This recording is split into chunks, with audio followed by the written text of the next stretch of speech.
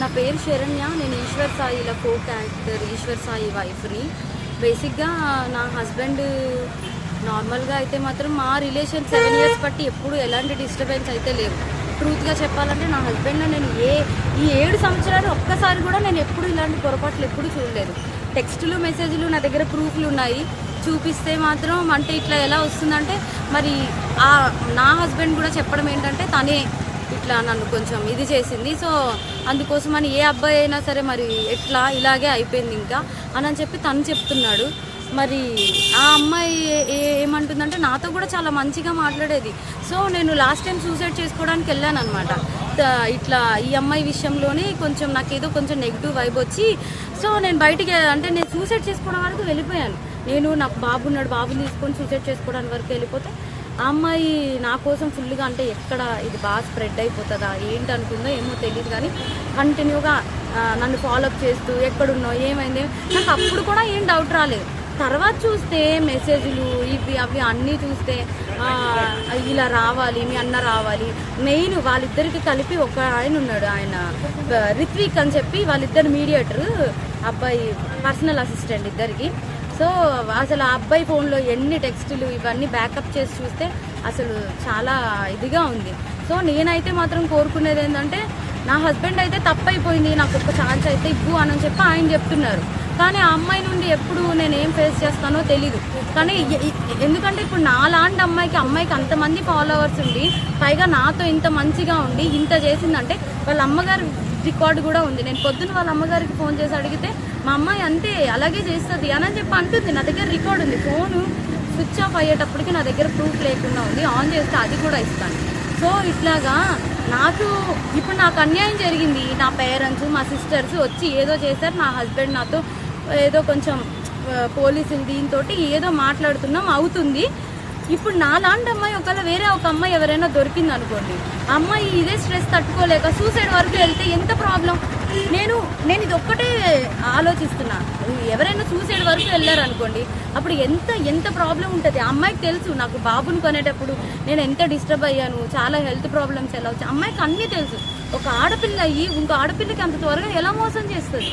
అది కూడా నా పక్కనే ఉండి మళ్ళీ ఈశ్వర్ నిన్ను మోసం చేయట్లేదు, నేను అలాగా నీకోసం ఏడుచు ఇంత చేస్తూ నా హస్బెండ్తో అసలు అది ఎట్లా ఉండగలుగుతుంది. నా హస్బెండ్కి డ్రింకింగ్ హ్యాబిట్ కూడా లేదు, అలాంటిది తను డ్రింక్ కూడా చేయించారంటే అసలు నాకైతే అర్థం కావట్లేదు. అసలు ఈ ఫోక్ ఇండస్ట్రీ అంటే నేను చాలా ఈయనకి మంచి వాళ్ళందరూ చాలామంది మాట్లాడుతుంటే అబ్బా చాలా ఇట్లా ఉంటుంది అట్లా ఉంటుంది అనుకున్నా కానీ ఇంత అన్యాయం నా వెనక ఇలా జరుగుతుంది అని చెప్పి నేను ఎప్పుడైతే అనుకోలేదు.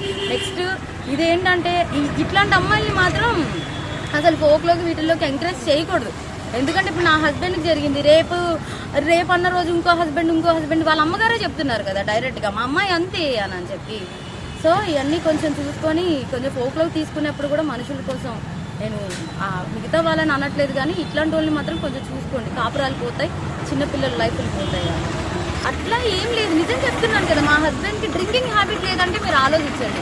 నా డెలివరీ దగ్గర నుండి ప్రతి ఒక్కటి నా హస్బెండ్ నన్ను పువ్వుల్లో పెట్టి చూస్తున్నాడు. ఏ రోజు ఇప్పుడు నా హస్బెండ్ విషయంలో 1 minute నేను ఆలోచిస్తున్నానంటే దీనికే.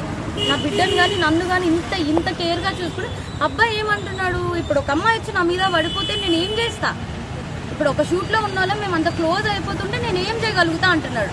అప్పుడు నేను నా హస్బెండ్కి చెప్తున్నాను నువ్వు చేసింది తప్పు, మరి అమ్మాయి వాడితే మరి నీకు తెలీదా. ఆబ్వియస్గా ఒక అబ్బాయి ఇప్పుడు నీకు పెళ్ళం బిడ్డలు ఉన్నారు నీకు ఆ మాత్రం తెలీదా అంటే ఇంకా అయిపోయింది. కానీ ఆ అమ్మాయికి తెలియాలి కదా, ఒక ఆడపిల్ల మరి తనకి తెలియాలి కదా. సో నాకు ఇబ్బంది ఎక్స్ట్రా కోసం అయితే తెలియదు. ఫోక్ కోసం మాట్లాడితే మాత్రం చాలామంది మంచి వాళ్ళని అయితే నేను చూసుకునే ఉన్నాను కదా, చాలామంది మంచిగానే ఉన్నారు. కానీ ఇలా పక్కనే ఉండి గొంతు కోసే వాళ్ళని నేను ఇప్పుడే చూసాను. పైగా ఆ అమ్మాయి ఇంత సెలబ్రిటీ లాగా అన్నిట్లో డీలో వీటిల్లో వాటిల్లో ఇంత వచ్చి ఒక ఆడపిల్ల జీవితం ఒక్కసారైనా ఆలోచించాలి. పైగా తనకి బ్రేకప్ కూడా అయింది. తను నాకు చెప్పుకొని కూడా బాధపడితే నేను అన్నాను మీ బాయ్ ఫ్రెండ్ మీకు ఇట్లా చేసినప్పుడు మీరు ఎట్లా అయితే బాధపడ్డారో అట్లాగే కదా అని చెప్పి కూడా అన్నాను కూడా. తనకి ఆ మాత్రం అసలు ఏవి గుర్తు రాకుండా ఇంత ఎట్లా చేసిందో నాకు అర్థం కావట్లేదు. ఎందుకంటే మీరు అనుకోవచ్చు ఇప్పుడు ఏంటి ఈ అమ్మాయి కోసమే చెప్తుంది వాళ్ళ హస్బెండ్ కోసం. నా హస్బెండ్ 7 years బట్టి నేను కాపురం చేశాను కాబట్టి తన కోసం నాకు తెలుసు. అది నేను చెప్పే తన కోసం నాకు తెలుసు. తను కూడా ఒకటే కదా అంటున్నాడు, మీద పడిపోతే నేను ఏం చేయగలుగుతాను అనే అంటున్నాడు. సో ఇదేం చెప్తున్నానంటే కొంచెం ఈ రోజుల్లో అమ్మాయిలతో కొంచెం జాగ్రత్తగా ఉండాలి. ఫ్రెండ్స్ ఇది అవి అని చెప్పి కూడా నమ్మద్దు. ఈ ఫోక్ వీటిల్లోకి అయితే మాత్రం ఫోక్ అనే కాదు, దేంట్లో అయినా సరే పంపించే ముందు ఒకసారి ఆలోచించుకోండి అంతే. అండ్ ఏం కాదు, జస్ట్ చెప్పాలంటే నా హస్బెండ్తో యాక్ట్ చేస్తూ ఉంటేనే నాకు అట్లా తెలుసు. ఎక్స్ట్రా ఫ్యామిలీ ఫ్రెండ్స్ ఇవేం నీడ్ ఇట్లాంటివి అయితే లేవు. సో నాకు తెలిసి అమ్మాయి నార్మల్ క్యాజువల్గానే నా హస్బెండ్ త్రూనే పరిచయం. సో పోలీస్ స్టేషన్కి రావడానికి రీజన్ అంటే అదే ఇట్లా మరి ఇప్పుడు అదే అంటున్నాను కదా, నాకు జరిగింది ఆ అమ్మాయి ఈరోజు ఇది అయిపోతుంది, ఇంకొకరు తల్లి ఇట్లాగే చేస్తే ఇప్పుడు నాకు అంటే నా ఫ్యామిలీ సపోర్ట్ ఉంది, ఊరు నుండి వచ్చి ఏదో చేసుకుంటున్నాం, ఏదో అవుతుంది. చెప్పాలంటే మా అత్తగారు వాళ్ళు కూడా అందరూ మంచి సపోర్టివ్గా నాకు ఇట్లా ఉంటున్నారు కాబట్టి ఏదో అవుతుంది. ఒకవేళ ఏ సపోర్టివ్ లేని అమ్మాయి అయితే ఇలా బిడ్డను పెట్టుకున్న అమ్మాయి చచ్చిపోయి ఉండేదే కదా. ఎందుకు అంతవరకు నేనే వెళ్ళాను సూసైడ్ వరకు? ఎందుకంటే నా దగ్గర మెసేజెస్ ఉన్నాయి. నేను నా హస్బెండ్కి చెప్పా 7 ఏళ్ళు బట్టి నీలో ఏ ప్రాబ్లం లేదు, ఇప్పుడు ఎందుకు వస్తుంది, అంత ప్రాబ్లం ఎందుకు అయింది ఏంటి అని చెప్పి నేను ఇన్ని మెసేజెస్ చేసినా పొద్దున్న నేను ఫోన్ చేసినప్పుడు కూడా ఆమె ఏమనిందంటే ఈశ్వర్ నాతో లేడు, షూట్లో ఉన్నాడు, నాకు రెస్టారెంట్ ఉంటే ఆ రెస్టారెంట్ అబ్బాయి కూడా కాల్ చేసి నాకు ఎందుకు ఉట్టిగా కాల్ చేస్తారు అని అంటే, ఇంత నటిస్తూ కూడా ఇట్లా చేస్తుంటే ఇంకొకరి జీవితం నాశనం అవ్వకుండా ఎట్లా ఉంటుంది చెప్పండి మీరే. ఇప్పుడు నేను ఒక మదర్ని కాబట్టి మదర్ ప్లేస్లో ఉండి ఆలోచిస్తున్నా. ఇప్పుడు ఎన్నో సూసైడ్లు అవుతున్నాయి. ఇలాంటి వాళ్ళు ఉంటే అవ్వదా? ఇలా అవ్వకుండా ఉంటుందా? అమ్మో ఇట్లాంటి వాళ్ళు అసలు మస్తు డేంజర్. అసలు పక్కనే ఉంది. నేనైతే అసలు బిలీవ్ చేయలేదు అసలు ఇట్లా అని. షాప్లోకి వెళ్ళి షాక్ అయ్యాను అసలు. అదే ఇట్లా రెడ్డి భవన్ అని చెప్పి ఆ ప్లేస్లోకి వెళ్ళి పట్టుకున్నాము. సో నేనేం చెప్తున్నానంటే అదే కొంచెం ఇట్లా అయితే కొంచెం చూసుకోండి. జనాలను ఎవరిని కూడా ఇంత త్వరగా బిలీవ్ చేసి ఎవరైనా సరే స్ట్రాంగ్గా ఉండండి. ఉమెన్ అనేవాళ్ళు చాలా స్ట్రాంగ్గా ఉండడం బెస్ట్. మనం కుమిలిపోతుంటే ఇలాంటి వాళ్ళు చేసుకుంటూ పోతారు. నా లాంటి అమ్మాయి ఇంక అమ్మాయి ఇది అవ్వకూడదు. నా హస్బెండ్ విషయానికి వస్తే మాత్రం నేను ఇది ఒక్కటే చెప్పగలుగుతాను, తను అంత బ్యాడ్ పర్సన్ అయితే కాదు. నేను 7 ఏళ్ళు బట్టి నా మొగుడితో కాపురం చేశాను, తన కోసం నాకు తెలుసు. సో సడన్గా ఒక అమ్మాయి రావడంతో మారాడు అని అంటే తను దీనికి ముందు కూడా సాంగ్స్ చేశాడు. తనేమి ఇది ఫస్ట్ సాంగ్ కాదు కదా.